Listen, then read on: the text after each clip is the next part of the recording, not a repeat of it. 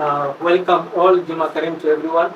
This is Rafik from Mission Relief, and today we are having a guest with us, one of our long serving volunteers who has been partnering with us in different activities. We are basically going to speak about her volunteerism, the dedication, and challenges that we are facing. She is our first ever guest in the newly constructed podcast that we have within our structure. And we'll start with introducing her and then we'll continue from there. I hope it's okay. We'll mix English and Kiswahili, both mix, so that it's uh, for the audience understanding. Karibu, Nafisa. Asante. Yes. Maybe you can introduce yourself and the organization. My name is Nafisa Khanbhai. I'm the founder of the organization We Are Daily Initiatives Kenya. I founded the organization in the year 2006. And ever since, we've just moved on forward and from a small play to now a charitable organization, even recognized internationally. So maybe when we look at organizations being founded, what was your initiative or the main reason of founding up an organization? Okay. The main reason why I founded this organization, like I said before, even it was an organization, it was a play. So the story rotates around a woman who is a disabled. And this was way back in 2006 when disability was discriminated in a lot of ways, in a lot of communities, societies. And there were not even so many facilities in the country, in Kenya generally, for the disabled. We were not even getting, like, you could, even starting a business for someone to look for a job was a challenge. So it was a thought that because I had traveled to Western countries, I compared it and I said, if things can be done there, why not here? So it was just an idea that we need to create awareness of the challenges that a physically challenged or any kind of disability person faces in Kenya, and why that's so. Aren't we humans? Why can't we be part of the society? Why can't we be doing things? We may be differently doing it, we may be slow, we may not be fast as an able-bodied, but that doesn't mean that we should be discarded or discriminated. So this awareness started with those things. Now you've spoken of something very important. Many of the people who are facing different types of special abilities, Yes. they feel like maybe they are not able to serve the community. They need to be served. They need to be served. So Yes. maybe change that mentality. Many people have that in their mindset that a disabled person is just a burden to the family or to the community, the society. They cannot do ABCD. Everything needs to be done for them. Everything needs to be given to them. But I think the mindsets are changing. The only disability that is facing a challenge even to date is those who cannot speak and hear. Many people don't know sign language. And that's where I think that's where I get frustrated when it comes to communication. So I think that sign language is also something that needs to be implemented in educational institutes. And in every working place, one person should be employed that at least knows sign language. It's very frustrating when somebody is trying to explain to you something and you tell them, I'm sorry, I don't understand. In fact, when we are broadcasting such things, Yes, many of the times the sign language is kept aside. exactly. And the ones who are maybe also supposed to benefit from the sign Then language. they don't.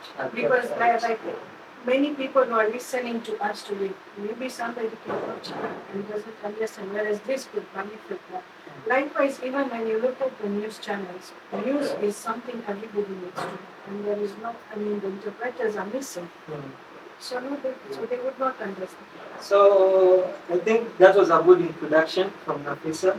I have a couple of questions for you, and maybe from that we'll be able to know you even better and your perspective. I personally have been working with you for a couple of years, and I think some of these questions are also from me, so that maybe I could know exactly more about the system that you are implementing. As we, or maybe I would advise to many organizational leaders, is always learn. I also try to learn from other leaders, other organizations, so that we can be able to perfect the services that we are offering. So maybe the first question is, what does volunteerism mean in your perspective? How do you see volunteerism? In my perspective, volunteerism is a person who is giving out their services without expecting anything in return. You're not expecting to be paid or even to be praised or even to be awarded. You've just given your service towards humanity, not only outside, even within the family, within your community, the society, generally out there, any institutes, wherever you go, and you say, I will do this, but I will do it voluntarily, means you're already clarifying you're not going to be expecting anything in return. So to me, in my perspective, that simply means volunteerism. You've talked about something very important, that you give your services without any pay.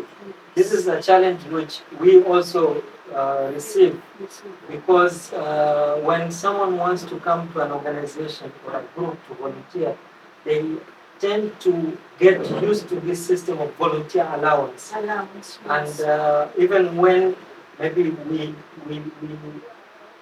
try to figure out that the volunteer should not, go into loss. That when many of the times they come to activities, they want to volunteer, but they don't have fare. Or maybe they come the whole day and they don't have meals.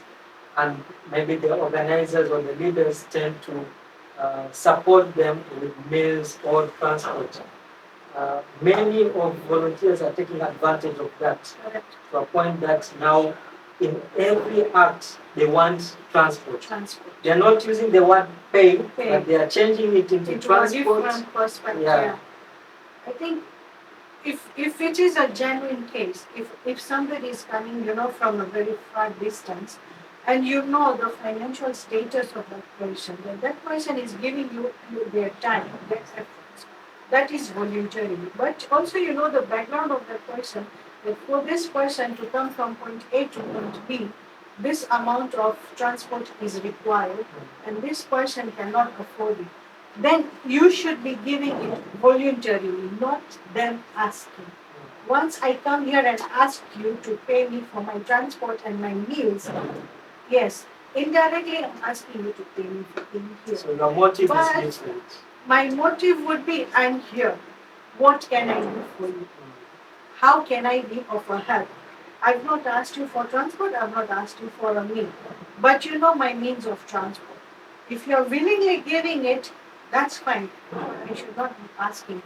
Unless now you yourself understand that this person, the financial background, the financial status is like this and needs to be given something, you giving it then. But them asking, I know this has become a habit somehow. Many people come to events and they expect all this in return. But in fact, it has become a very huge challenge, because for those organizers, they need to draw a line somewhere. Yes, and many of these organizers or maybe leaders are having a upper hand in spoiling the volunteers. Spoiling the volunteers, correct. Which is also becoming a burden to other leaders. Yes.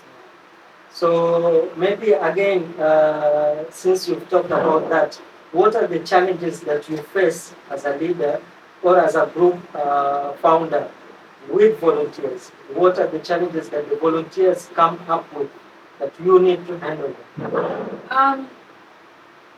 Many times the challenges that I have experienced is that when you as a leader, when you start doing everything, you see, you ask people, I need this to be done.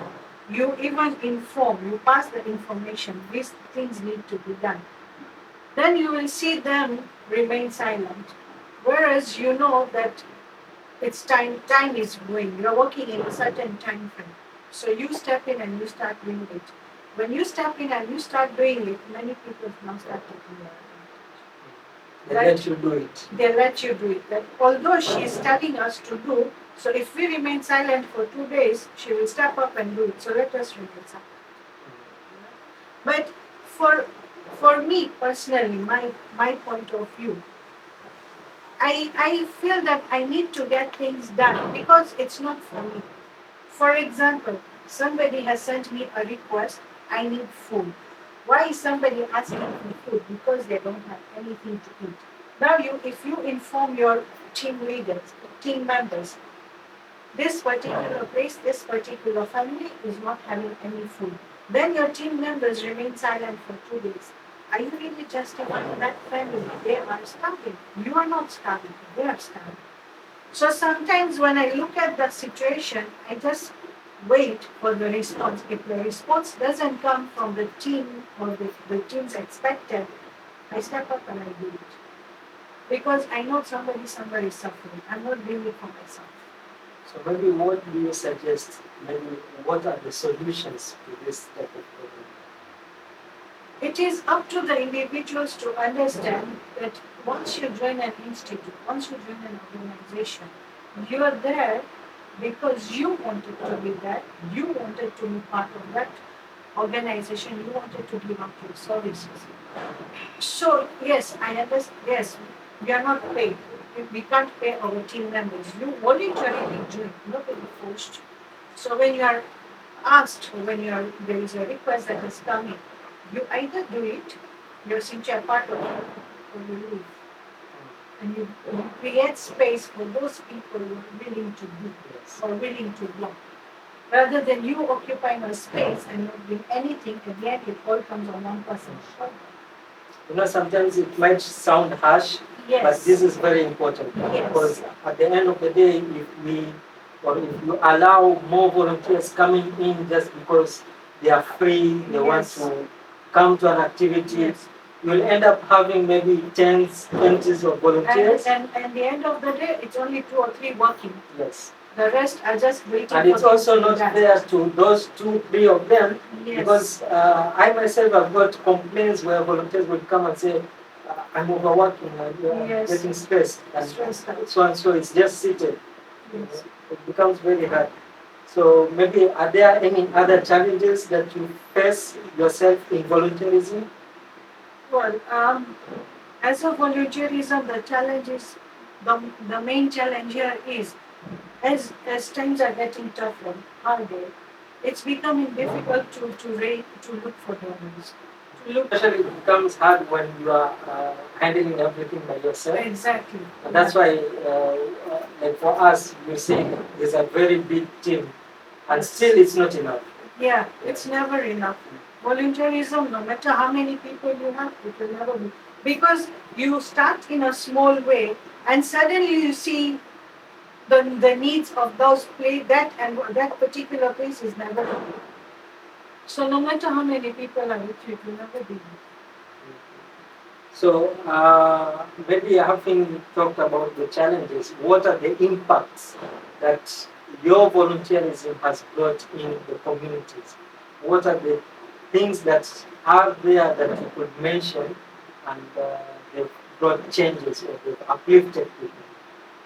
As I said, my initial start way back when I started with Dear Guide in 2006, my aim was simple, that I don't want people with disability to be discriminated.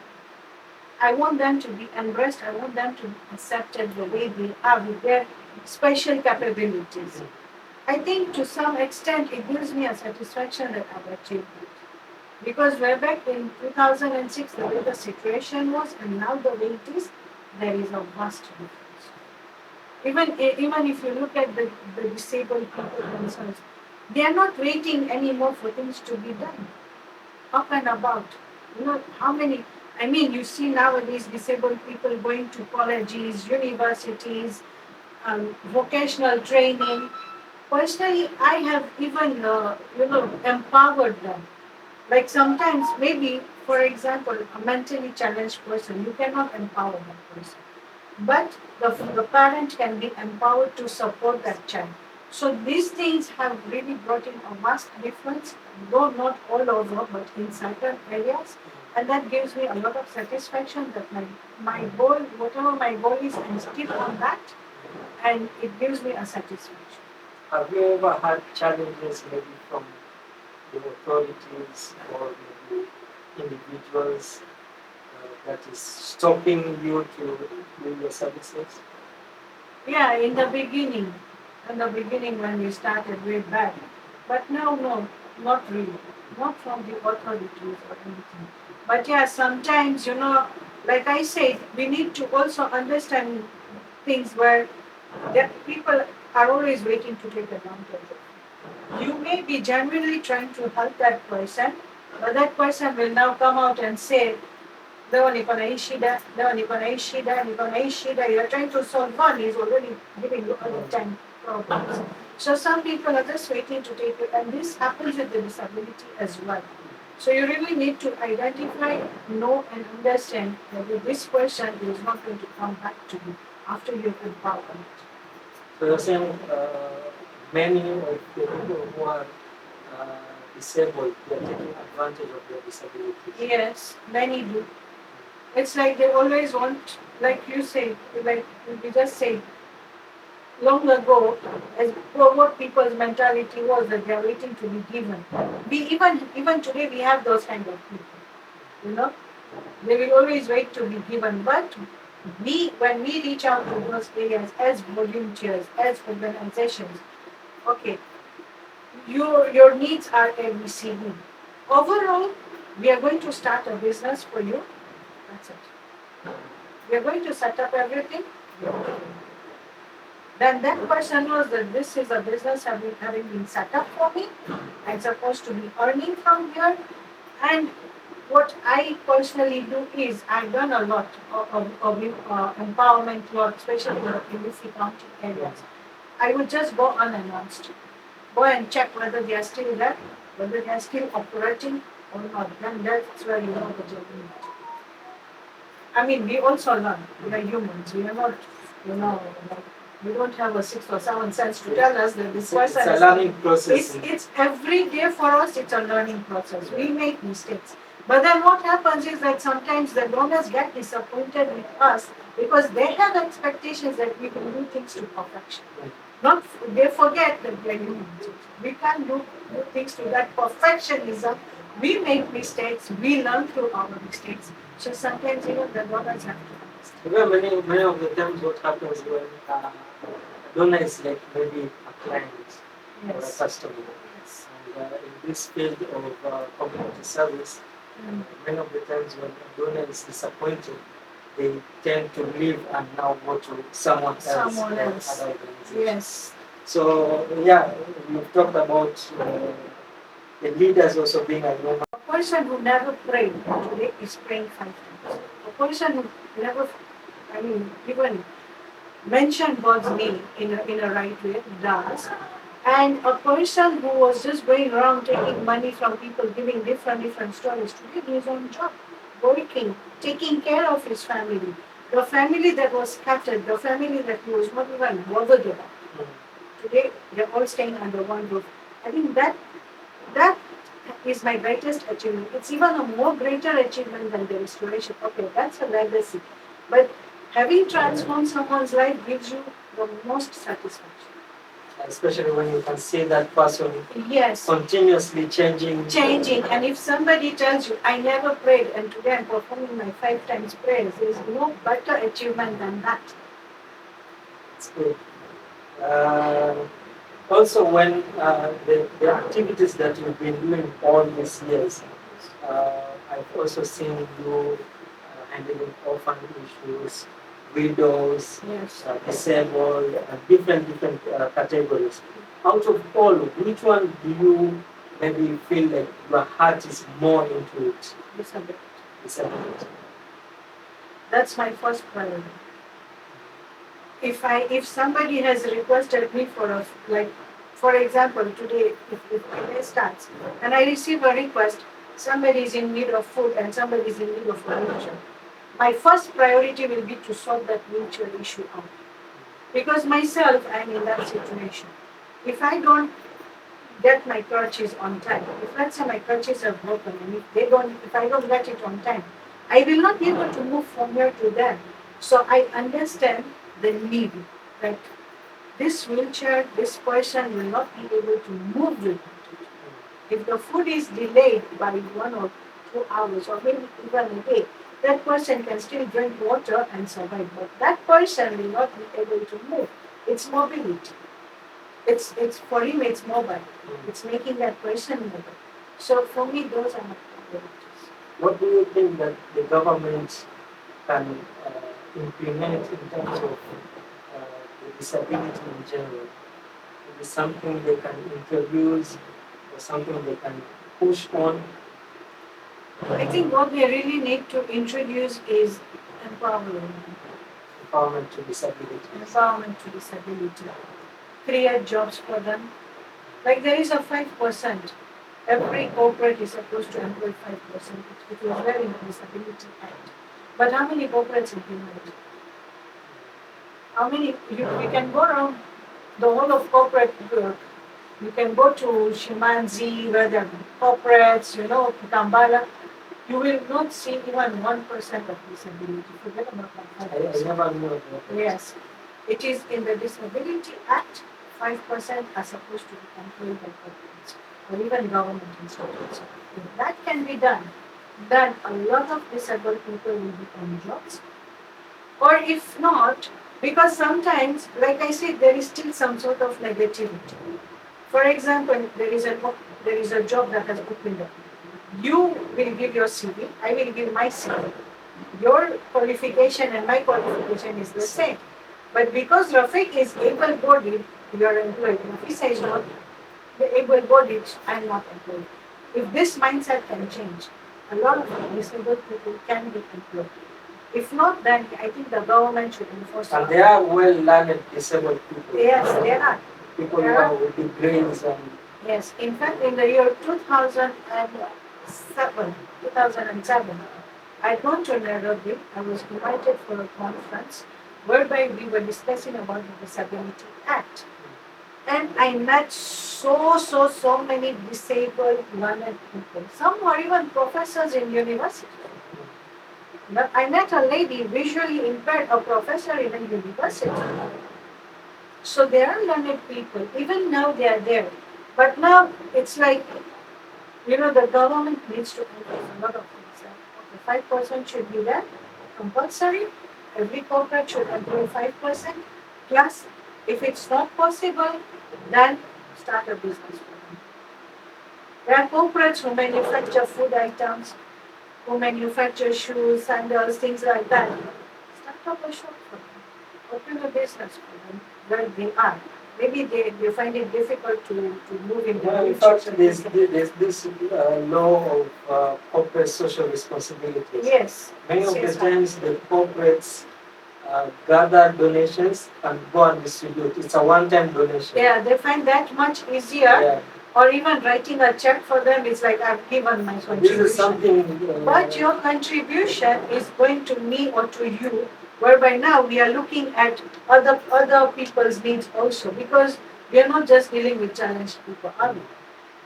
So we will now look at and say, okay, I've received this amount, but the following in this particular area, there are people who don't have food. So I'll go buy food and donate, and not even a single one is disabled. Whereas that corporate itself, under their CSR, whatever you're manufacturing, whatever your production is, your products are, give it out to people and sell it. Or open a business for Open a business is for them, yes. Where they are based also. Like in Tanzania, what rule they have that these tuk-tuks that we have here, yes, they are only operated or owned by disabled people, and of different types of disabilities. Some maybe who cannot walk properly or cannot hear, cannot speak. Those ones are meant for them. And I tried to inquire if we can open an IGA for our sister organizations, but it's that you need to have someone who is specially able so yes, that they can operate. So that section is meant for them. Yes. So sometimes maybe if the government can introduce such systems, Yes. when you have certain types of businesses that are only being produced or handled by disabled people. Yeah. Things can change. Have you ever felt like quitting? Maybe one day you've woken up and you're like, I'm tired of all this and I don't want to do it anymore. And then maybe you've taken a break and then you realize, no, I'm receiving a lot of calls and I can't avoid them. You tend to get tired at times. It comes to a point you feel like I'm totally exhausted. You feel like I'm done, you know. But then you look at those people who are having hopes with you, and that motivates you automatically. So yes, many times that thought crossed, I'm tired, I'm exhausted, I'm done. Take a break. There is no hard and fast rule that without you the job will not be done.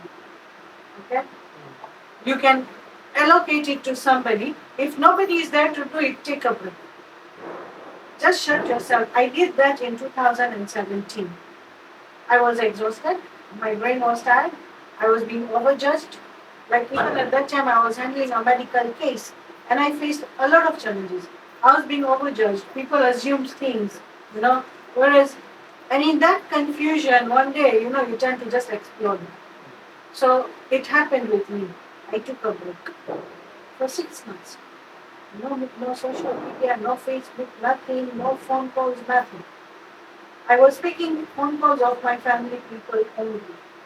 The rest, so 6 months break, and yeah, I got up and I started again. Though at times you get tired, especially when you're aging, like people like disability with us.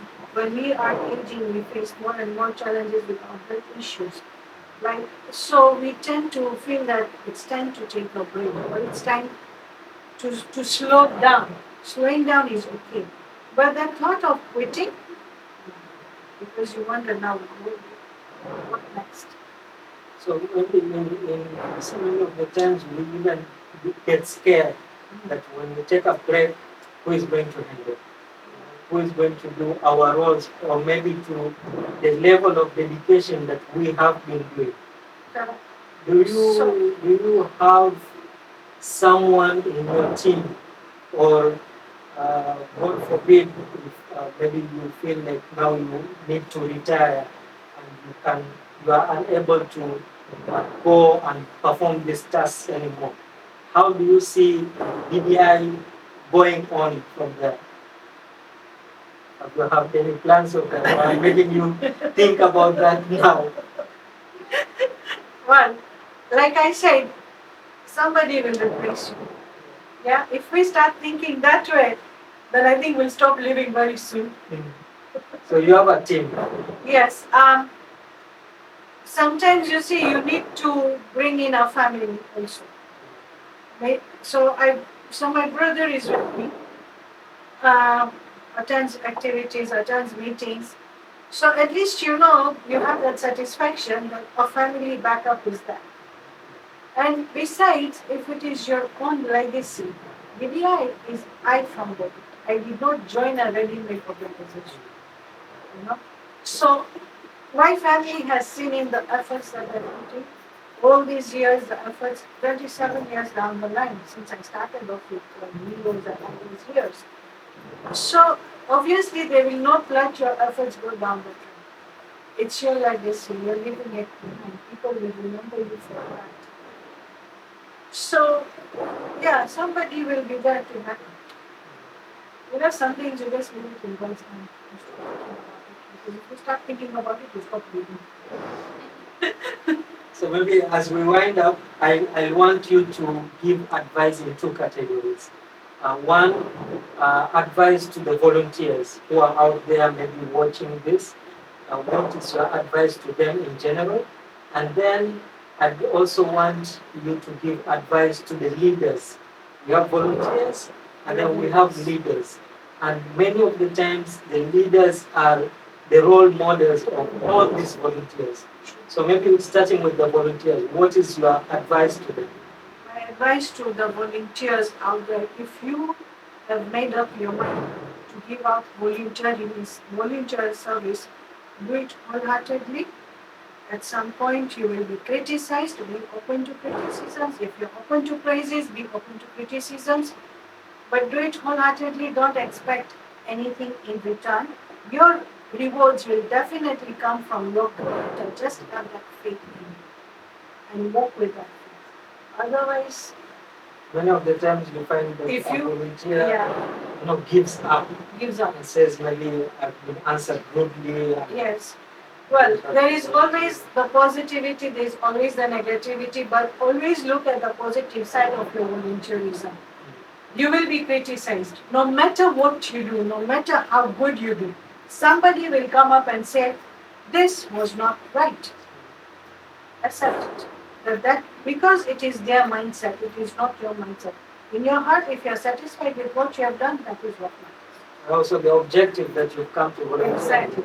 You feel you are working for someone, Yeah. then you will be demoralized. Yeah. You feel. It's just like working in a corporate where you're paid salary, also you're demoralized many times. So what do? You quit the job. And what advice would you give to the leaders?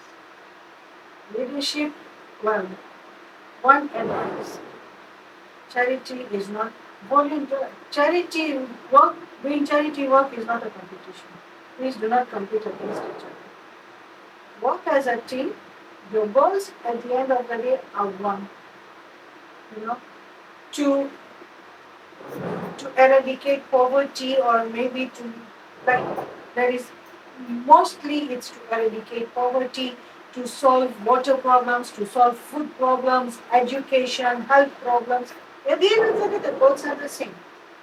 So don't compete against each other. Instead, come together and do what individual leaders are doing. Maybe when you join together, you can do it. So join up, team up. It doesn't matter. Somebody is from another organization, another. Like I said, it's not a competition. You can come from different organizations, come under one umbrella, and do things as a charitable activity, giving out your services. But if you start competing against each other, that if Rafik gave 10 wheelchairs, tomorrow I'm giving 20, that's not charity. It's like I'm competing against a person whose motives, goals are just like mine. So, okay, that was his capability. My capability is to give one, so give one.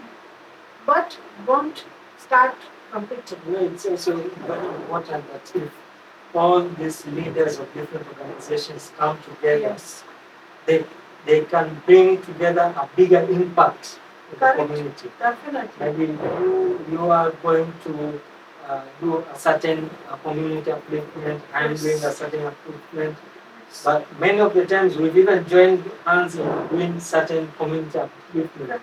And the impact becomes even wider and bigger. Correct. Maybe Maybe this is what leaders should learn, that if you're going to not join hands with anybody, and if you want to do everything, then you're only justifying a certain portion. But if you allow everybody to join you, then everybody has got their own strengths. So pull up those strengths and do a more better thing, and not just a portion. so. Maybe before we wind up, do we have any questions, comments in the social medias? Okay.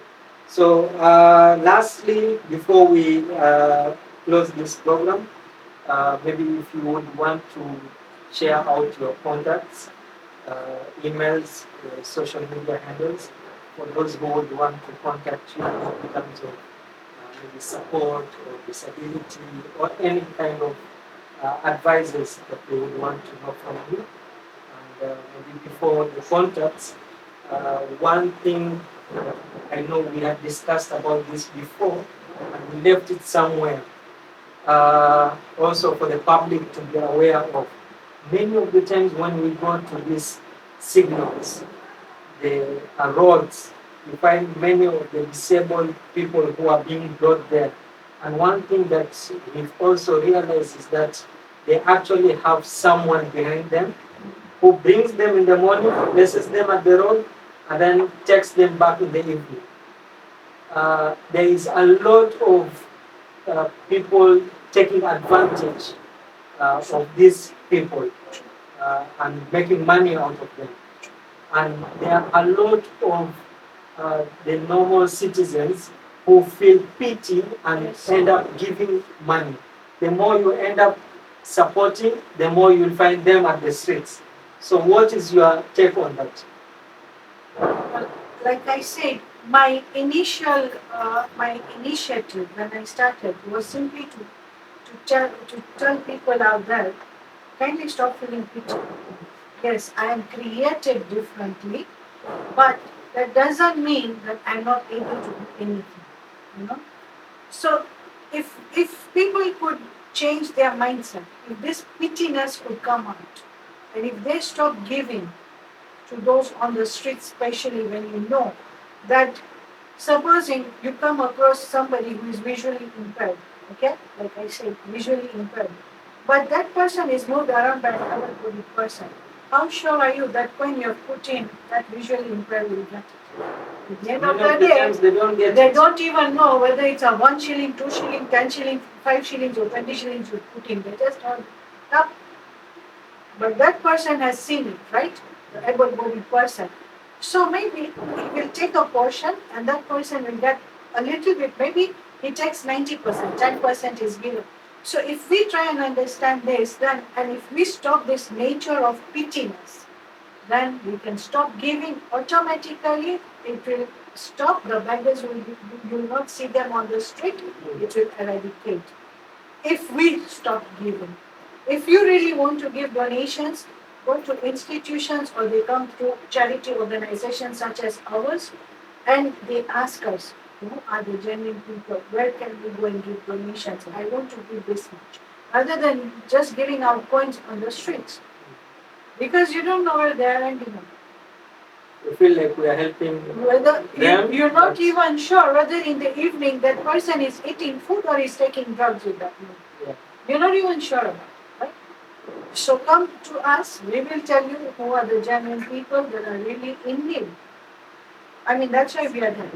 But if people are going to give on the streets, we are just wasting. We would have ended up doing the same. That yes, when you get donations, exactly. you are going to the street. It's an easy way out for us also. Why go through all these hassles of going to great places and looking for poverty places and helping people? There are so many on the streets. Give them. But we need to stop that. Automatically, when we stop that, those people will move out because they know now it's a failure. It's a petty people.